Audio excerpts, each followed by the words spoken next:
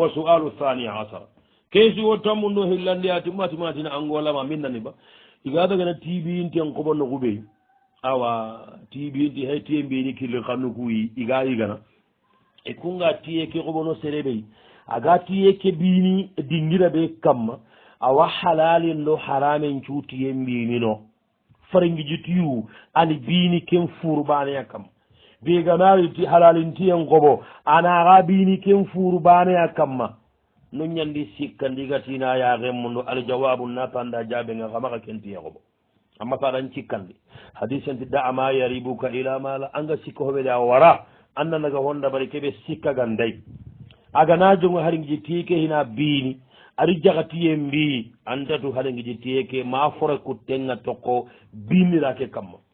soni golde sikkangaro xatin ampa joko anna xurte min kadaga ti biinten koɓo ti biintan ndingira ɓeyi iga halale mbane ya binino kengande ya nyimme nanti en ko manda na daga na bi gakandi wa su'alu thalitha asara kesi wo tammundo sikandi be ga yere ya garenga na ga nyunantina arafa ko tan cuumu arafa ko tan ngari ni agusa daga ni akitello jindi ara farla ngari arawa allah hin konno ba arafa ko ta keiba haraga masumu arawa allah hin ken konno ba al jawab nati agiyare nangani jabe ngenya wallantini ya aga bakkatu arafa sumunu farla ngara kaba ganina nganniya awa arafa sumen mbarajen kitta ba ngere simanna kenya konno kanandima arawa allah hin gonno ora ken jaabi moga tampini ini sunde nanda arawa allah hin gonno haɗu qur'ana karange majhabi yogonuli yakari ngili sunde arawa qur'ana karanga ngeñitini mantiniya aɗa anniyanantina arafa ko tan cuumo arafa garini a kittello jindi amaga suuma awa arafa sumen mbarajen kitta ba la simanna ke a konno anda famude almuhimmu kendire gede ma sha allahu la quwata ona tiyara wakkitta bo haragama kendirnde gede ona profité ara wakkitta ti anniya ngade yakaregana arafa ko tan cuumen nganniya arafa ko tan ngarini aɗa kitteñi farlande aɗa arafa ko ta suumu innama l amalu binniyat angara salli bana keɓe tirnandima farla ñani walla mustahabu ñani an bayompono maga onata ken ka jaabine kadi kenki ten tumen den añimana muguti farla jallum karake alle farla jallu tummi ande ma muggu a jaare iti farla jallu karake non kesi o suu hadama kun cugatu kada kunkumbogu jate keɗiya kuɗo jowen naña wa sualu rabi asara kesi o tammu nonaka tande a tikena faranciyay ina hina sura ñagare ñayahi farancima awa kara imamaɗuge tayib ila kengara ila hi yagare tanamu nunu kara imme kandi imamaɗuge ga ke ñagare xamundu a xamalo juru sukkonida ike xoni kenga pare keɓe hinuku hilli yaga pare kuñayi igana o araye mugu bireɓe faranciye ko geranta ɓayini faranciye ko geranta ɓayini kara ɓe gananga mamulli so pala pere intakatelle yagalayi kandeni kuway ka keta iwo jaɓen nuku aljawab ona tandagani jaɓenga iyo maga haranga kande hoɓe a toxangan nendi hina kattambelago jaɓen mukku bo aga banga ɓe otan jaɓe ke ankenga parnan kande keɓe aga banga ɓe aɗo ku jaɓo kuntaragana kara yo par ce que anke aga banga ɓe anga kandene keɓe ke serandanɓe ke xibaragana an maxa ankenga kandene keɓe kenni ambuttenga murometi kara ɓe ya o kuxaga kandene keɓe kenni ankisiyenno an jamonga kara ɓe ya ara wayino ku a keɓe kon nantar nege mallingunga xane ankisiyen na yaɗi ñahinandi ɓe kon nanda annamaname faam an kande faranciyaxunga ɓa maxa ɗaɓari amma to axu amma dungeyeganday karanñaxu yaxaretana maxa ɗaɓari amma dungeyeganday xaranganna seraxeni kattamma an kawunu amma men ñangu jamais de lavinga sere consayene an nallo yaxare yaxuɗi amma ma ɗunge amma ganañagaɗan kaɓanan danna maxa yaxi lew wona tara mbalima ax anay haqqi toxo donc xaati maxa ke yaxareya mundu maxa sura ñaxare mundu sura ñaxare ngara ande axaretana mundu xa kañi medi ati maxa mundu antama lojuru koni koyi lojuru njuranta koni chaque an ndammantane kamma kume sa sindigaxuma garanti serema aman xonno ma ammantan xonno aman kaba yaxuwa andam mana me faamu tigitan mbutte ke maxa mbutte mbot serebi gada sarana yagaren kuta ma sara igon kuta nallo yagaren ñagundi aga nimisi abiyon lanta kunjiran bakkengut yo serenga serebe kutana kungadi de hari gida gore an kawandana me fo hamo bo gida gore na haban cigira ñan angada ke yagare kanu mogo amman nan kanu nan goto ke yagare da simman kabe gan annan ma mun nan goto ke yagare angada ke yagare kanu mogo ko to be ruga dangi ke yagare anda billaga me tunan billaga ganna kunga be ñani de angada ke yagare kanu mogo Allah wa me kitta manna ho kita gam pasayu hoodi Allah tamma me kitta de dunano wonna ngaro yagare be kitta aga munda aga hinnenanga aga tampanga ko amma andai angada ke yagare kanu mogo Allah wa sirono ahalle masketi kalle gana nya sasa ifonna yaghiya so ni gondin ta sakama na gane kai mushikki kalle gana kidi ke yagare sasa aha angada ke yagare kanu mogo ando kero ame gonno kana me dambu konna gunna wara kana donc andam mana me famu ngatta kimba ne akonnando wa suwalu li khamis aghara kesu tammu karagandi ida yagare nyamundi watterranga sino na gatiga terra yagare ke ida kanu buru wa gadi kanu buru konta kingi dana ga migari ni kara kuru yagare ke illo tay yagare njoronti ikumma pare arandarono iti okay ike waka sindangi magarota ille katta isa harra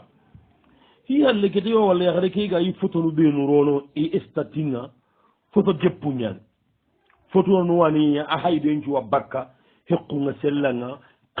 qannunga sellanga komborunga bakka ma kimma wasima kota bani igado wandi go foto ngalla agadiro imme profilinga awa ida gari ida digan ciru ko nari haklen ko be ida ma gari nan to ko ina se hada awa yelli gam maka kenya da bari sa rengir koy kalle gare kahinde anga digam bure suuto ala konida ando kure mellaga maniya anda simo kure men tole nyaay digame suugal nga da wakonni vraiment ko tabe ga ko lengi I wala sama en nogondi I wadi waw mu roy al jawab onati akhina ngani jabe nga magem pakite yagaru yogonu mako ngade yagaru yogonu khalle ma murte yani ba ma goto yimbala ko wani ba an yagaru yogonu kibaru an korna tuno an yirono holle beedi mbayno ki garan ke yagare angi na ramundu sino kata wagunne nga ari an koro an joronta maparallan tarono an kina yilla an kenna ando wandi gon fotollo an telo honga an profili man profilani kita aka am balim magad anda mugude an qawatu katti kinenga nga anna am ando wandi go sana fotollo an telo honga ngatu katti an kina wa walla ko ku yagari ndambo gan qaw kurono golle be din tatu ma marambala ko golle nyani ma yagul loha ko golle nyani ma makitanta ko golle nyani ma goto yimbala ko golle nyani o hay golla murni ka tamene golla mur selebe ga golla gaga natu anna wara kattoy alla samene anga ku yagru murono golle be din tatu ando alla na ganje nyimmi amala hike go nan gollon ta ganyi men wasari nga hillandi be konno yagaru ku yagaru ndambu ngati makem pakita I kayfiyenga aga go ngama kem pakita yagaren kanuye igo ngano yagaren munda makem pakita genga kado alla na yagare be jikunga ni kay yagare be jikunga ni kay anda kaba gundonni amadunge anda mullin ko an kalle garna ken kadanka hari ganke ngati ondu wanda ntato anga do undu wanda ti hobe ado alla la ga yagare kanu yega naga magahe ki wa kinyi nge yere de ki kinyi mena du ki sinan luguta jetem ke jetemu arem panikia I love you arem panikia osoro ko jeje fundi buguna mu baxa ho ndaka keke mballe buguna la anda ke wari ke la gay ari ke diga men de peñane oɗa allah ñaganda ila allah ganan kanda katta an cawa bando an kisiyenga karaɓe wa sualu sadisa asara kesuwo tammundo tummundiña hayyere yakare anima xeɗe yakare ke yahi ina terraña wo yakare ke munda buru inda cinta munda migana gare ko yakare ke xa begani soron ceede nanta wi munda yakare ke igana pare indaga wakkansinga ida hoho ñakke yakare da igana pare indaga wakkansinga ida wakkamo segi kamoñeri ero wallay nanta animi ko ngemundi kattigarni ido yakare ke ga dingira be ken dingira yakare ncuyaka baguntengadi hatta aga keɓede iganagidi wakkansinga iganari aganira muñanki anti pasini ida tirndi aha ti keranta pasinde ɗa nasi mosu wakanne pasinde naira menga naira yakru ira miñankaga na kawa iga firne ŋuttu na pasi okunati na pasi atirantay awa yakare ke suuxe a suuxe gajanduro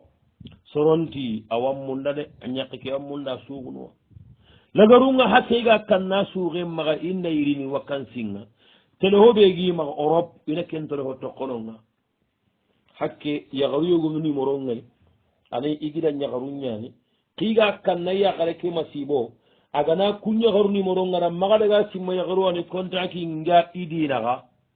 ini toxon yahay ke moxoati sasa xibaren kiñeraxa yahay sasa mati lembani ma lemu hillañinaxaba jaga daga pikkiri ñawtu kuuɗo immaxa saare ku sine si warni wa kansinga ama war jaga kita jaga adaga awa pikkiri ñawtu kuuɗo immaxa saare vraiment ila samanten iwa duwa ñire muku kunda hoho maxe kita xa keyexere xibare gana ti ami ila sama mi gana garen ko yo kimbide kita masha allah itina kenya sagundore aljawab onati axiigo nangani jaabe nga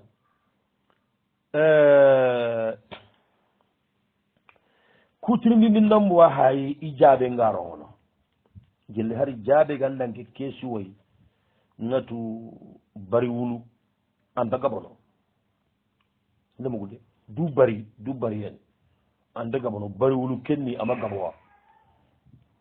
bawo kiine ñimme wa xibaren cuutunan kotoy keɓe gaɗan kaba angan kawa keɓe ñana keɓe gaɗan kabay yakaren kaluye ñan angatu o kuranta fofo konnoye raganta on ɗu wanda anken pagati anga yakare ke munda angana tanta munda anda gare ko yakare keɓe gani soronta wan munda soronti ndima yimme ke mati hara yimme ganti wan munda ngeɗa waccindino maɗuge moxono kuɓel kundu agi ɗeɓarnanga sasanga konno gellagana saha nandi ke ñane anda munda yakare ɓe ga balla sare nanda kenna munda minna lanta hara munda nan ŋucci andanke kesi wonka par ce que andanke xibare ɓe ko ndangana ko a solution a sahare a killi deppe ani meatuna ngotinga saabu keɓe gaɗan kabarono kille keɗi ndamunda ngam puusene nga ñontono nallondi kenkille ɗi nduwa ganda timmaha gemmeñani diga mbame ɗuwa ŋuru an keesi o kene gondi haragana anke ngama kenko keesi o angamo tirndi kenga nan kawanan ciginon kamma aɗen cimmandi digamego gañiga munguɗaɗi kota keɓe mpaga digamu fata wanna gondi mañonu ɓenuga rono iganta mañaku daraja kitta anayi maño ñani ha pa aga ko yakarin kase mañaku daraja ntayi mañaku waleri ntayi kinen maxanu nan koto yakarin pananga sabunu ɓenuga ken cabunu angata kota ora sabu gabu ko ñiga munguɗo sabu yegoy ken kota mañonɗo yakarin pananga kusana ñerno gellaro sine ñiga munguɗo sabu tanayi kenni sabu hoore kenni kancabuwa ma ñollaganta ɗu toppitana amma rangati angagume keti kiranta irame pasine ando allah naha yakariɓe ga giri kaɓan kandi sakan compe an palle kattankinayyi an gellanta irame pasini mañunganani allah gantandu ragana angama sumati anani masha allahu la quwata illa billahi ankina yagarin kasike hayana mañonga de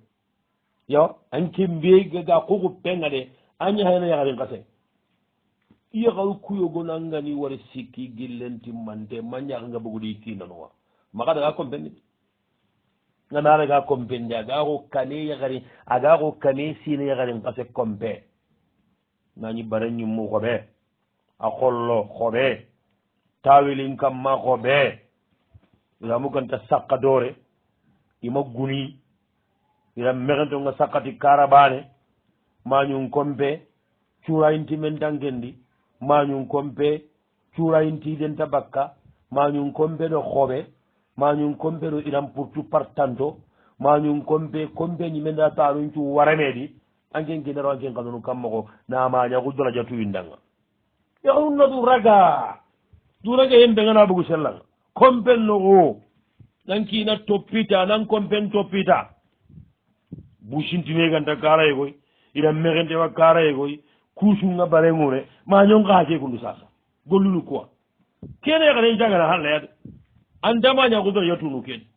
wa sualu sabia asara keju wo tamu noñorundi arafa kota suume iga tini a wasine junubu xafarni junubu lemmu koni ba walla har junubu xooro kuwa sereɓegane sasa haragana kamanganani aga jeniniya walla aga dolomin ni agana arafa kota cuumu igatti arafa kota allah wayampana sine junubu ko har junubu xooro kuba aljawabu nati jaɓenga sooxenga tuwanon naxan andanke digamede yogonoti arafa kota suume aɗo muharramu keɓe kundo wagira suumuno a suume ana junubu lemmu ku aka farani junubu xooro ku kuntaka farani aganta ati tuubu an tuubini katta allah yogono kun kati ay hari junubu xooro ani xa fariniya benugati hari junubu xooro ani xa fariniya kun komidi game keya ɗo hadisi ku jahiru ngenname walla hadisi ku jahiru bo annabi tiya arafa kota suume iwa jikki allah maga awa sino hilli junubu xa farini aɗa ko kunnuwaɗa ama hollemme ko ama hoxoore ko o gotini keta a suwan xa farni ma kundu he kuɓe ndugati junubu lemmu ko ana kunñaxa farini junubu xooro kunta xa farni aganta tuubu hande kundan kendigame warde kundan kendigame an ciri koñuno ku jamallagare soronda kuɗam maga daga soron cagunde allah kuteenga iganati sereɓe gana jeeyi arafa kota suume allah en banan maga keganaro sere ñingol allah gama ɗema ana kusa jeeni yen dalla ngutu sooɓen dolomin ne ana talla ngutu sooɓen arnoge mum ni sahaba wa sualu thamina asara keesu o tammunde kaɓundi igiɗan daga kahiti mundi aɗaga dingiraygo ɗasma europe wan idaga dingiraygo ega kahiti mundini a kenge mu yakare ñaani yakare ke dadima si awa sirno katta yakarin cire naro jikku ngarañayi de keta igiɗa ñigo kilahi ina silamaku ina yakare ke xiri katta silamaku ngama allah sa allah wakkandana ka kanuxa digana silamaxunce hello ke yakare toronni sasa yakari mbanu kuma soro banu kugana kemmugu immaxa dagi de soncigin kumene kahitinga iti kenkuna mina waraba igani kayitunun kita bireɓe ina xiri katta silamaxunga kesi o ke hayere aljawab wonati axi yaxare keɗa jaabe ola allah ñagangiɗa ñigonda yella gani kayitin kita jawoye kamma aɗo kayiti mundanan cu golli mundano naxa ko golli suru kayiti mundano nane wondaxaɗa killi mundano nane wondaxaɗa combo mundano nane wondaxaɗa o faniyenga hillandi ɓe kon nangina ñigonda amma xa yaxare ke xirin den toxono ti ke sabuwa ana silama xun caxunda wure adam mullim masala silama xundi la allah ma allah waxusana ke yaxare kandana kitten kamma yo allah gana sere bane kanda ti seren cabunga hadisente ay ampasangunta min humare naan allah gana ke yaxare kandangiɗa ñigon kittendi a gana kanden cabum boga yaaɗi angata hay kayiti mum niyeñe awa hokkitta kengan koto katitiya yo ana ɗum korosita aɗam makaro ɓeedi ɓuru anaɗu korosi adam maka xiiti anaɗu korosi ancaagi anaɗu korosi agana ñaga kanna kenga immeru har xirnde ke me ana tengundi amma xa daga ña kenga xilli katta da'awanga imma xa daga mexiri katta noxutana yaxarendo yigon xiɓare ña lasamantenne trop a complicante ñani surtout agame na sara ñani ikunga y a pas de distance entre les femmes et les hommes ina wan kuñini mina ngambaransi na xumuku katunan xumukuwa a kentati xiɓure adi sippu nanti awati xiɓure du tewuntaxu ñani yaxarendi sippu jimi katta igonga an xumu ngarnda xumu kolla wacini kentatu nanti xiwa kendi agana aga kannama sibonga ta anan luwada ana mullinten kun o maxa daga duñi siitanadi wa suwalu tasia asara kesuwo tammundo kabundi a tiganañi birenu oro taaliba kuganayi fixi ke xaranga tugundi mugta sadu xalili ke lawoli ke ogana ña xaranga igana terinkana birenu i sikkana manayima arabu kuwa ku kitabu tuwo ko ke fixi ɓe kundoga xaranga ma arabu kuwa kutuba aña saudi xalle ba aña nuxusana arabe ba allahu akbar angen xa trope koy gitaraɓin xan ne ñaxe kitabe ke sa ante ndarabin xan ne ñadi iya xan nexe iya xan nene anganexu arabe andañi kafeña anganexu sura kenga andañi kafeña mutangu kukunatangana yimme aw ndemugude mutano sura ke sixalilu ina tangana xo qur'ana moxo marabu nga ku kitabu tu marabin xanne ñaxe la ilaha illa allah iwitu ɓanen taxoto i kiitunga taxu hoɓenu kamma iwitu amma yanti walla ikungi bonondini wo o kuɓenuganta moxotu kitabu ku o sappatanu ko lenkillemmu andamugude o ganta moxotu digamu ngirra o ku ana hokkono lawoliro aɗa salangumun he aɗa sala xana ku wara sax kukune kitabu wa kitaben pakka qawlani digamu hilliyani keyde gere wayre o kuɓenugan tituwañini igirra igata kiituntaako hoɓe kamma on datu a ngana sikallu masala nun kara arabe maga araben tuwanan maga ani meñonkono a watu o ke kiite giriminna a watu agata kiite ke taaku agata kiite ke jogu dalle ɓe kamma a watu arabu nakku o kudinta karan moko wayi sawdin ko ku sakkay ku ikungani ku garanga presque allah waccini taliɓe nduguto halleyani o anaari ku a anna usulu ke haranga hinani kiitu ku bogumogo kendi makketa iga hoɓe xilli sawdi nanti alfiqhe lmuqarin ikunna fiqhe ngarankeña ina fiqhe ngaranke mogowa taliɓe ngana xara keta anda qawaidu nun kita anda bawabitu ndo usul nun kita inati alfiqhe lmuqarin kendi maniya majhabi ngumu kunaxati su majhabi fiqhi axani xara doome majhabi sugadi ini fiqhin kitabe goriti igana kiño ku majhabi ke mamuna maliki majhabi ina sikallu kitabe ke aritini ina xa yarankunne keñahay anga sakkay nanti ogri sunga i duroxoto i tampi duroxoto i golli allah gani nema i kumpagana ke kiite xara kitabu xara na fahamu tampiyen do lasamayen do korin do ñaniyen do xota ñaali arabu mbenugani arabu i kunna ku xaranga presi ke iduguta halle xaranñanga bireɓeya allah watini de sikhalilu ntatu maatu xa sere sugatu tuwanañan ku kitabu sere sugana ku xara anna silamaxundinan xara ina arabu nga kutu i witu problème ngenna minna keta anken talibe anken coninke anke ñaranta fahamuni maxa xo kuwamunda anna fahamuma xooɓe maxa sikkinnanke digameji de lawulige la yimme ma yimme nanta talibe nangata xaranga anta xu tuguña moɗingura galinganda yaya gama linganda maxa yaay galinganda tiya gama linganda maxa tigi xallanta ku xaranga sabura sakkana xara araɓe ke maxa mene angana kiñi wacca xallugati o balali basuri alla ke hasarni kam moxo aganangama raga soninko ñe xallugati kamma jidurin anna ku hasarni kam moxo angama raga soninke ano arabu ngitu kanken colin keran tagaran yi magana fahamu anga ma garan me solin ko ay wa su'adul ishruna kesu tampillan da tiki na jarabiti ya garebe di ya garebe kina gana warata na ti omurnu ya gunga da dar contextenga ara kenda bari ya garim bane fe firlofe kubito kun ya gare go ado kinen pa gajade taw ikina da wa contextenga